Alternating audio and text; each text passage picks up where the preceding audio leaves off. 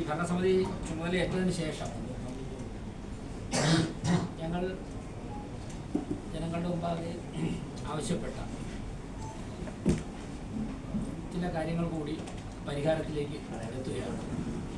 മാധ്യമപ്രവർത്തകർ ആകാംക്ഷയോടെ ചോദിച്ചുകൊണ്ടിരുന്നൊരു കാര്യമാണ് KSRTC ഇലക്ട്രിക് ബസ്സുകൾ, സ്മാർട്ട് സിറ്റിയുടെ ഇലക്ട്രിക് ബസ്സുകളുടെ അടുത്ത ഘട്ടം എന്താണ്. അപ്പോൾ ആദ്യം തന്നെ നമ്മൾ പറഞ്ഞു, ഇട റോഡുകളിലൂടെ ചെറിയ ബസ്സുകൾ ഓടുന്നത് ജനങ്ങൾക്ക് സൗകര്യപ്രദമായിരിക്കും എന്ന് പറഞ്ഞു. അതിൻ്റെ അടിസ്ഥാനത്തിൽ ബഹുമാനപ്പെട്ട ഗതാഗത വകുപ്പ് മന്ത്രി ശ്രീ KB ഗണേഷ് കുമാറുമായി ചർച്ച നടത്തി. അതിനെ തുടർന്ന് നിലവിലുള്ള കൗൺസിലർമാരോട് നേരത്തേക്ക് ഈ ബസ് ഓടിക്കൊണ്ടിരുന്ന റൂട്ടുകളിൽ, അതായത് ജനങ്ങളുടെ ഭാഗത്തുനിന്ന് ഇട റോഡുകളിലേക്ക് ബസ് ആവശ്യമുണ്ട് എന്ന് ഉള്ള സ്ഥലങ്ങളിൽ നിന്നുള്ള ഡീറ്റെയിൽസ് കളക്ട് ചെയ്തു.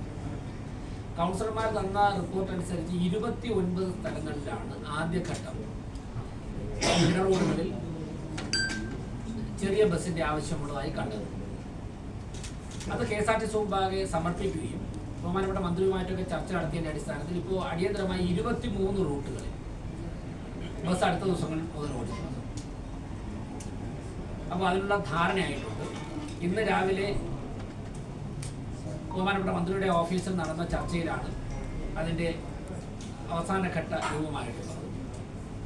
അതിൻ്റെ അടിസ്ഥാനത്തിൽ ശനിയാഴ്ച രാവിലെ 7:30 മണിക്ക് കൊടുങ്ങാനൂർ വാർഡിൽ കുലശേഖരത്ത് നിന്ന് എൻ്റെ സർവീസ് ആരംഭിക്കും.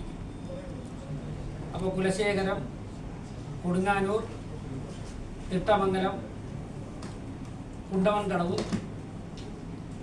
കുരുവിക്കാട് ഇതുവഴിയുള്ള ബസ്സായിരിക്കും ശനിയാഴ്ച രാവിലെ 7:00 ആരംഭിക്കും. 9:30 അതേ സ്ഥലത്ത് നിന്ന് ഒരു റൂട്ടിൽ ബസ്സുണ്ട്. വൈകുന്നേരം 5 മണിക്ക് കിഴക്കേക്കോട്ടയിൽ നിന്നും തിരിച്ച് ബസ് വരും. ഇതുപോലെ തന്നെ മറ്റ് 22 വാർഡുകളിൽ കൂടി ഇപ്പോൾ ആദ്യഘട്ടത്തിൽ സർവീസ് ശനിയാഴ്ച മുതൽ ആരംഭിക്കും.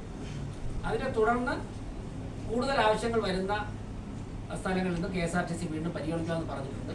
കൗൺസിലർമാർ തന്ന റൂട്ടുകൾ ചിലത് ഫീസിബിൾ അല്ല.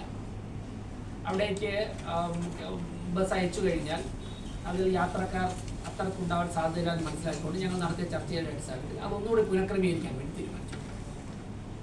അപ്പോൾ കോർപ്പറേഷൻ ജനങ്ങളുടെ ഭാഗത്തുനിന്നുണ്ടായ ആവശ്യം ഗതാഗത വകുപ്പിന് മുൻപാകെ വച്ചത് നടന്ന ചർച്ചകളിലൂടെ ആ പ്രശ്നം പരിഹരിക്കുകയാണ്. ശനിയാഴ്ച മുതൽ ആരംഭിക്കുകയാണ്. അത് മാധ്യമപ്രവർത്തകർ പലപ്പോഴും കഴിഞ്ഞ 1 മാസമായി നിരന്തരം ചോദിച്ചുകൊണ്ടിരുന്നു, അടുത്ത ഘട്ടം ഇതാണ്, പ്രശ്നം പരിഹരിച്ചു ബസ് ഓടിച്ചു.